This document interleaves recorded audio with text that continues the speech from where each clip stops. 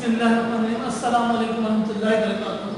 जैसा कि आप लोग के इल्म है कि इससे पहले जो हमारा लेक्चर था, लेक्चर नंबर 2 था, जिसके अंदर हमने कार्बन के बारे में स्टडी करना शुरू कर दी कि कार्बन की वैलेंसी कितनी होती है, कार्बन कितनी तरफ से बॉन्डिंग में हिस्सा ले सकता है, जिसके जो रिजल्ट आया वो ये है कि कार्बन की 4 वैलेंसी होती है, कार्बन 4 तरफ से बॉन्डिंग करने की एबिलिटी रखता है। लास्ट लेक्चर में सिर्फ इतनी बात डिस्कस हुई थी। आज हम उससे थोड़ा सा आगे की तरफ चल रहे हैं और आज हम पहले तो ये सीखने जा रहे हैं कि कार्बन की फैमिलीज कौन कौन सी हैं। इसको करने से पहले मैं आपको चंद बातें बता दूं। इसकी बुनियाद क्या है? अगर मेन एक कार्बन है, नंबर ऑफ कार्बन एटम अगर 1 है तो उसको कहते हैं मीन। अगर कार्बन एटम 2 है तो उसको कहते हैं ईथ। अगर कार्बन एटम 3 है तो उसको क्या कहते हैं प्रॉप कहते हैं। ये बताने का मकसद ये है कि ये टू बी कंटिन्यू है, ये आगे की तरफ जाते जा रहे हैं। ये मैं आप लोगों को जब व्हाट्सएप करूंगा, इसकी पीडीएफ फाइल में व्हाट्सएप करूंगा तो आप उसमें ये बात वाज़ेह तौर पे देख सकेंगे कि किस चीज कितने कार्बन एटम को किस नाम से पुकारा जाता है। ये बहुत जरूरी है, ये बुनियाद है। जिसकी ऑर्गेनिक केमिस्ट्री शुरू की अच्छी होती है, जिसको ये बुनियादी उसूल पता होते हैं, वो मुश्किल से मुश्किल फार्मूला बना सकता है, उसके डेरिवेटिव्स बना सकता है, उसके ऊपर काम करना आसान होता है। लेकिन जिसकी ये चीज खराब हो गई, जिसको बुनियाद समझ में नहीं आई, उसके लिए मुसलसल आखिर तक क्या रहेंगे, मुश्किलात रहेंगी। तो मेरी आपसे रिक्वेस्ट थी, और आप जब अपना होमवर्क लाके जमा करवाएंगे रजिस्टर के ऊपर, तो इस बात का खास ध्यान रखना है कि इसका पूरा चार्ट बना हुआ होना चाहिए। और जो होमवर्क की लिस्ट है वो मैं आप लोगों को जब सेंड करूंगा तो आपको और वाज़ेह तौर पर पता चल जाएगा कि किस अंदाज में काम करना है। ये पूरा चार्ट आपने क्या करना है, अपने रजिस्टर के ऊपर बनाना है। कार्बन एटम 1 मीन कहते हैं। ये मीन, ईथ, प्रॉप इसके बेसिक नेम्स हैं। कौन से नेम? क्या कहते हैं? बेसिक नेम्स हैं। ये कभी भी तब्दील नहीं होते, ये हमेशा ऐसे ही रहते हैं। अलबत्ता सफिक्स, एस सफिक्स जो है वो चेंज होता है। What is suffix? सफिक्स होता क्या है? मिसाल इसके एग्जांपल से बात समझेंगे तो समझ में आएगा। हम सफिक्स को ले लेते हैं। सफिक्स कहते हैं लास्ट वर्ड्स, आखिरी में, लास्ट में। मिसाल के तौर पे एक नाम है फहद हसन। फहद नाम के बहुत से लोग हैं। फहद हसन है, फहद आजम है, फहद सिद्दीकी है। ये बहुत से नाम होते हैं। नाम में हसन, आजम, सिद्दीकी और बहुत सी चीजें लगी हुई होती हैं। लेकिन अगर आप बुनियादी देखेंगे तो क्या फहद फहद फहद मत कहने का मकसद ये कि मीत कभी भी कभी चेंज नहीं होगा, ईथ चेंज नहीं होगा, बल्कि आखिरी वर्ड जो है वो सबके चेंज होते हैं, जिसको कहते हैं suffix, the last words is called suffix. अब मैं कार्बन की फैमिली का जब आता हूं, कार्बन की 3 फैमिलीज हैं। How many? The basic family of carbon is 3। 3 carbon की बेसिक फैमिली है। Number 1 alkyne.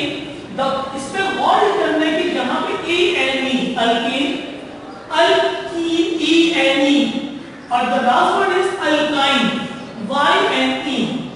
अगर मैं ANE की बात करूं तो इसका जनरल फार्मूला बनाने के लिए, कौन सा फार्मूला बनाने के लिए, तो कार्बन एटम अगर 1 है तो हाइड्रोजन कितने अटैच होंगे, इसका फार्मूला ये है।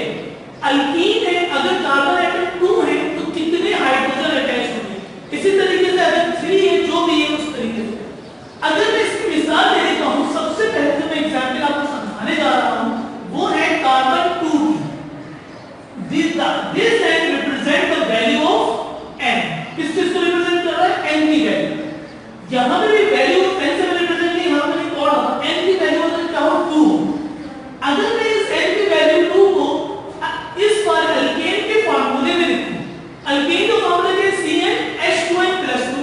अगर मैं इधर मैं फार्मूला पुट करके आपको दिखा रहा हूं, n की जगह पे मैंने क्या लिख दिया 2, C2, H की जगह पे H, how many H are present? n की वैल्यू क्या 2, तो 2 मल्टीप्लाई बाय 2, 2 टू द 4, 4 + 2 4 को 6, तो C2H6, जो कि यहां पे मैंने वाज़ेह तौर पे लिख दिया है C2H6। समझ में आ गई कि C2H6 कैसे आया? हमने इस चीज को इस यहां पे n की जगह पे 2 वैल्यू लिखी तो हमारे पास C2H6 आ गया। ये जो C2H6 आया है ये किस फार्मूले के जरिए है? बल्कि किस बात एएनई के जरिए आया, दो कार्बन को क्या कहते हैं ईथ, तो ईथ तो आने ही आना है, लेकिन कौन सा फार्मूला इस्तेमाल हुआ, H6 आ रहा है, तो एएनई तो ईथ एन, बिल्कुल इसी तरीके से हम इसमें आ जाते हैं। अगर मैंने n की वैल्यू क्या लिखी यहां पे 2, तो C2 ये आ गया, 2 2 द 4 ये आ गया। C2 अगर मैंने कार्बन में n की वैल्यू 2 लिख दी, तो C2 H 2 2 the C2 2 2 the 4 minus 2, 4 से 2 क्या 2 C2H2। अब आप इसमें गौर और फिक्र करेंगे तो आपको एक बात कॉमन नजर आएगी, कार्बन एटम अगर 2 हैं तो ईथ, कार्बन 2 ईथ, कार्बन 2 ईथ, कार्बन 2 ईथ, लेकिन फार्मूला ये बता रहा है कि जब हाइड्रोजन एटम फार्मूले के अंदर उठ के 6 है, अगर C2 के साथ 6 आ जाए H2 तो आखिरी में आएगा AN, अगर 2H4 आ जाए इस फार्मूले के तहत तो क्या आएगा EN, अगर आखिरी में H2 आ रहा है तो क्या आएगा YN। पता ये चला कि इथेन, इथीन और ethyne, there are 3 families of carbon, the basic 3 families of carbon is alkane, alkene और alkyne, और नाम देने का तरीका मैंने आपको बता दिया ऐसा है। अब हम एक प्रैक्टिस के तौर पे कर लेते हैं C3 प्रोब। अब कार्बन एटम 3 है, ये आप लोगों ने तवज्जो से देखना, फिर आपने आखिरी तक की प्रैक्टिस करनी है। C3 आ गया, H की वैल्यू 3 है, C3 मतलब 3 3 2 तो 6 प्लस 2 8, C3H 8 आ गया।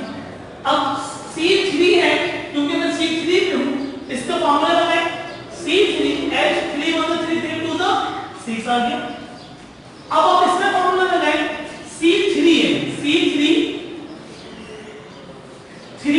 2 मल्टीप्लाई बाय 3 मतलब 3 3 2 तो 6 में से 2 है 4, C3H 4। तो भाई ये बात इसमें पता चल रही है, जो वाज़ेह हो रही है बात तो ये है कि जब भी 3 है तो 3 को क्या देंगे हमेशा प्रोब प्रोब प्रोब।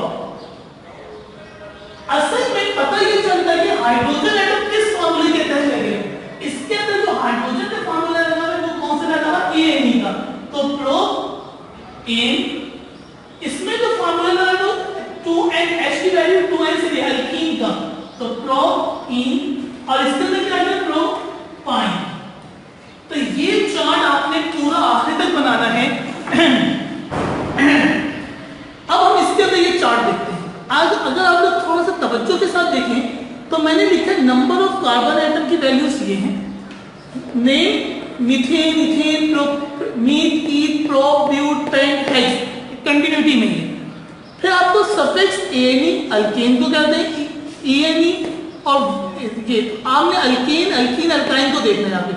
अब ये जो मीथेन है इसका आपने फार्मूला लिखना है, इथेन पूरा ऐसे ही चार्ट बनाना है ताकि ये आपको ज्यादा से ज्यादा याद हो सके। अच्छा जी, अब इसके बाद जब आप लोग ये चार्ट बना लेंगे, अच्छा तो अब इसके बाद हम जो इसके स्ट्रक्चर्स पाएंगे, हमारा जो नेक्स्ट टॉपिक होगा बिल्कुल यही चार्ट दोबारा बनेगा और इसके स्ट्रक्चर पाएंगे, डबल बॉन्ड, ट्रिपल बॉन्ड को हम स्टडी करेंगे बहुत तफसील के साथ।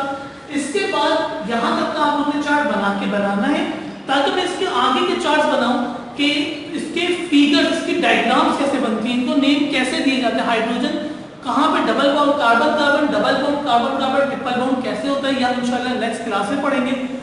और इसकी बेहतरीन तरीका ये है कि अगर जितना आप लोग घर के ऊपर इसकी प्रैक्टिस करेंगे, जो मैंने चार्ट दिखा मैं आपको ये व्हाट्सएप पे भी सेंड करूंगा, इसकी घर में बैठ के प्रैक्टिस करनी, और कोई भी सवाल समझ में नहीं आ रहा, जहां पर भी आप लोग फंसे वहां पर हमें व्हाट्सएप पे मैसेज करें तो हम वॉइस भेजें तो हम उसको आपको रिप्लाई करेंगे, उसको वहां पे समझाने की जरूरत होगी तो आपको इंशाल्लाह वहां पे जरूर समझाएंगे। एक बात, दूसरी बात ये जो काम की बात है कि जब आप प्रैक्टिस करेंगे तो आप रुकेंगे, जिस जगह पे आप रुकेंगे अगर आप नहीं प्रैक्टिस करेंगे तो हमारे लेक्चर्स आगे चलते चले जाएंगे, सही है। और आप लोग पुराने वाले समझ में नहीं आया होगा आपको, तो अभी जो पूछ लेगा, अभी जो समझ लेगा उसके लिए फायदा है, वरना फिर वक्त गुजर जाएगा आपको फिर बाद में बहुत परेशानी होगी। ये बुनियादी चीजें, इसको पढ़ना बहुत जरूरी है, सही है। जज़ाकुमुल्लाह। इंशाअल्लाह। अस्सलाम वालेकुम व रहमतुल्लाहि व बरकातहू।